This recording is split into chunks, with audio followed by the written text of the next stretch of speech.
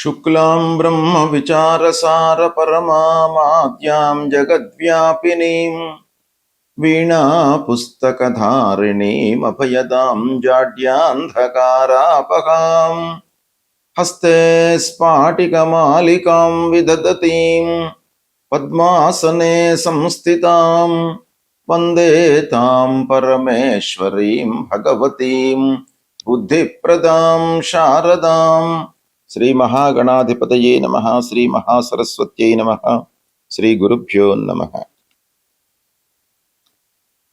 శుక్రగోచారము తదనుగుణంగా ద్వాదశ రాసుల వారికి ఫలితాలు ఎలా ఉంటాయి అనేటువంటి విషయము కనుక చూసినట్టయితే, శుక్రుడు 1 ఆగస్టు నుండి 2 సెప్టెంబర్ మధ్యకాలంలో కన్యా రాశిలో సంచారం చేస్తూ ఉన్నాడు. కన్యా రాశి శుక్రుడికి నీచ స్థానం అవుతుంది. అయితే కన్యా రాశి అధిపతి బుధుడు, శుక్రుడికి బుధుడు మిత్రగ్రహము గనక, అంటే మిత్రుని క్షేత్రంలో నీచ స్థానంలో సంచారం చేస్తూ ఉన్నాడు. అంటే నీచ స్థానం మూలకంగా కలిగేటువంటి దుష్ప్రభావము మిత్రక్షేత్రము మూలకంగా అది మనకు కాంపెన్సేట్ అయ్యి మధ్యస్థమైనటువంటి ఫలితాలు శుక్రుడి మూలకంగా కలిగే సూచనలు బాగా ఉన్నాయి. అయితే శుక్రుడు చాలా ప్రధానమైనటువంటి గ్రహం. శుక్రుడు ఎన్నో విషయాలపై ప్రభావాన్ని చూయిస్తాడు. ముఖ్యంగా శుక్రుడు దాంపత్యం పైన, సుఖము, వాహనాలపైన, వస్త్రాలు, ఆభరణాలు కొనుగోలు, సుగంధ ద్రవ్యాలు, సంగీతము, సాహిత్యము, చతుషష్ఠి కళలపైన, విలాసవంతమైనటువంటి వస్తువులను కొనుగోలు చేయడము, విలాసవంతమైనటువంటి జీవితాన్ని గడపడము, సౌందర్యానికి, ఐశ్వర్యానికి, శృంగారానికి, సమస్త భోగ భాగ్యాలకు కూడాను కారకుడు శుక్రుడు. అలాంటి శుక్రుడి యొక్క స్థితి, సంచారము ఏ స్థానాలలో జరుగుతుంది అనేటువంటిది చాలా ప్రధానమైనటువంటి అంశము. శుక్ర బలము స్త్రీణాం శ్రేష్టం అని శాస్త్రం చెబుతోంది. ముఖ్యంగా శుక్రుడు మంచి స్థానాలలో సంచరిస్తున్న సమయంలో మనకు సుఖ సౌఖ్యాలు కలుగుతాయి. పుట్టిన సమయం లోపల కూడాను శుక్రుడి యొక్క స్థితి అనుకూలంగా ఉన్నట్టయితే వాళ్ళ యొక్క జీవనము సుఖమయంగా కొనసాగుతుంది అని మనకు జ్యోతిష్ శాస్త్రం చెబుతోంది. కనుక శుక్రుడి యొక్క సంచారానికి అత్యంత ప్రాధాన్యత ఉంది. కనుక శుక్రుడి యొక్క గోచారం దృష్ట్యా మేషాది ద్వాదశ రాసుల వారికి ఎలాంటి ఫలితాలు ఉంటాయి అనేటువంటి విషయాన్ని తెలుసుకుందాం. మిథున రాశి వారికి శుక్ర గోచారం ఎలా ఉందో తెలుసుకుందాం. 1 ఆగస్టు నుండి 2 సెప్టెంబర్ మధ్యకాలంలో శుక్రుడు కన్యా రాశిలో సంచారం చేస్తున్నాడు. కన్యా రాశి శుక్రగ్రహానికి నీచ స్థానం అవుతుంది. అయితే బుధుడి క్షేత్రం గనక అది మిత్రస్థానం కూడాను అవుతుంది. ఇక గోచార రీత్యా 4వ స్థానంలో సంచారం చేస్తున్నాడు. చతుర్థ స్థానము శుక్రుడికి అనుకూలమైనటువంటి ఫలితాలను ఇచ్చేటువంటి స్థానం కనుక రాశ్యాధిపతి మిథునానికి బుధుడు శుక్రుడు పరస్పర మిత్రగ్రహాలు, ఇలాంటి కాంబినేషన్లో ఈ సంచారం జరుగుతుంది. కాబట్టి ఓవరాల్గా మిథున రాశి వారికి బాగా కలిసి వచ్చేటువంటి సూచనలు కనబడుతున్నాయి.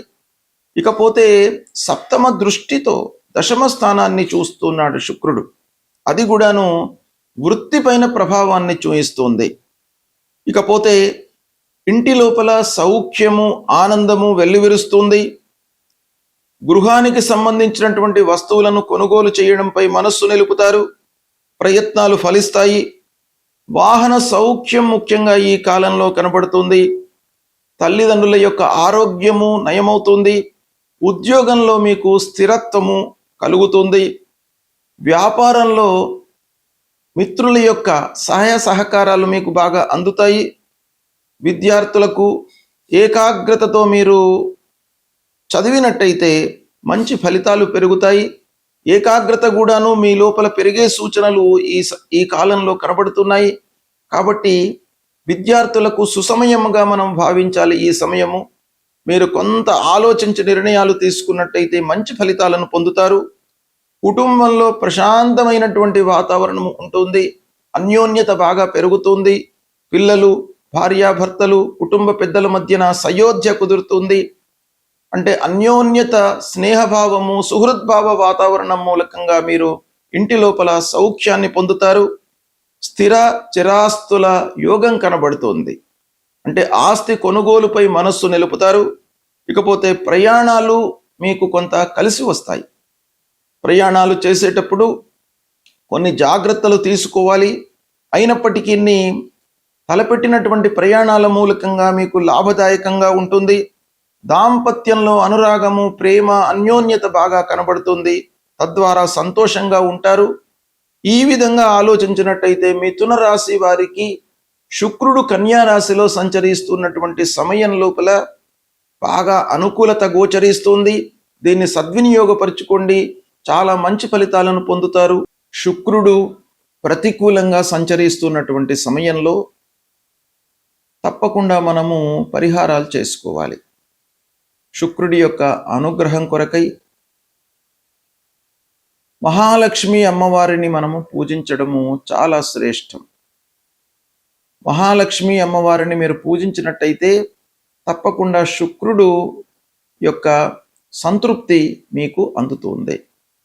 మహాలక్ష్మి అమ్మవారిని ఎలా పూజించాలి అని అంటే, అమ్మవారు స్వరూపం శుక్రవారం రోజున మీరు దేవాలయానికి వెళ్ళండి. అమ్మవారి దేవాలయానికి వెళ్ళి ఆ మహాలక్ష్మి అమ్మవారిని తెల్లని పూలతో అర్చించండి. తెల్లని వస్త్రాన్ని అమ్మవారికి సమర్పించండి. పాలు దానంగా ఇవ్వండి. అన్నదానం చేయండి. ఇవి చేసినట్టయితే శుక్ర ప్రీతి కలుగుతుంది. తద్వారా అమ్మవారి యొక్క అనుగ్రహంతో మీకు అన్నీ కూడాను శుభ ఫలితాలను ఇస్తాడు. శుక్రుడు ప్రధానంగా మనకు ఆనందాన్ని, సౌఖ్యాన్ని ఇచ్చేటువంటి గ్రహము గనుక తప్పకుండా శుక్రుని యొక్క అనుకూలత మనకు ఉండాలి. ఎన్ని ఉన్నప్పటికీ మనిషికి చివరికి కావలసింది సంతృప్తి గనక, ఆనందం కొరకై అమ్మవారి యొక్క దీవెనలు మనకు తప్పకుండా కావాలి. కనుక ప్రతి శుక్రవారము అమ్మవారిని సేవించండి. వీలైతే అమ్మవారి యొక్క మహాలక్ష్మి అష్టోత్తర శత నామావళిని శుక్రవారం కనీసము పారాయణం చేయండి. ప్రతినిత్యం కూడాను అమ్మవారికి సంబంధించినటువంటి ఆ శ్లోకాన్ని, ధ్యాన శ్లోకాన్ని మీరు పఠన చేయండి. తద్వారా అమ్మవారి యొక్క అనుగ్రహం లభిస్తుంది. అమ్మవారి యొక్క అనుగ్రహం కొరకై మీరు త్రిగుణాత్మిక అయినటువంటి మహాకాళి, మహాలక్ష్మి, మహాసరస్వతి రూపిణి అయినటువంటి దుర్గాదేవిని కూడాను మీరు పూజించవచ్చును. మహాలక్ష్మి అంటే 3 రూపాలలో ఉన్నటువంటి అమ్మవారు. కాబట్టి దుర్గాదేవిని పూజించినప్పటికీ మీకు ఆ మహాలక్ష్మి అమ్మవారి యొక్క అనుగ్రహం లభిస్తుంది. దుర్గాదేవిని పూజించేటువంటి క్రమం లోపల అమ్మవారి దేవాలయానికి వెళ్ళి తెల్ల శనిగలతో మీరు ప్రసాదం అమ్మవారికి సమర్పించి, దాన్ని నైవేద్యంగా సమర్పించి ఆ ప్రసాదాన్ని భక్తులకు వితరణ చేయండి. తర్వాత పాలు, పెరుగు ఇలాంటివి దానంగా ఇవ్వండి. ఇచ్చినట్టయితే అమ్మవారి యొక్క అనుగ్రహం లభిస్తుంది. అంతేకాకుండా లక్ష్మీనారాయణుణ్ణి కూడాను పూజించండి. లక్ష్మీయుక్తుడైనటువంటి నారాయణుణ్ణి పూజించడం మూలకంగా మీకు అమ్మవారి యొక్క అనుగ్రహం లభిస్తుంది. అర్చన చేయండి. శ్రీమన్నారాయణుడికి, లక్ష్మీనారాయణుడికి పూజ చేసినట్టయితే తప్పకుండా మీకు అనుగ్రహం లభిస్తుంది. ఇవన్నీ కూడాను మీరు చేయడం మూలకంగా ఇంటి లోపల సౌఖ్యము, ఆనందము, సంతృప్తి, మీరు బయట ప్రపంచంలో ఎన్ని ఆలస్యాలు, అడ్డంకులు, విఘ్నాలు, ఎదురు దెబ్బలు మీరు పొందినప్పటికీ ఈ అమ్మవారి యొక్క అనుగ్రహం మూలకంగా అవన్నీ కూడాను దూరమయ్యి ఇంటిలో ప్రశాంతము, ఫైనల్గా మీకు సంతృప్తి అనేటువంటిది అమ్మవారి మూలకంగా కలుగుతుంది గనక ఇది చెయ్యండి. సత్ఫలితాలను పొందుతారు. శుభం.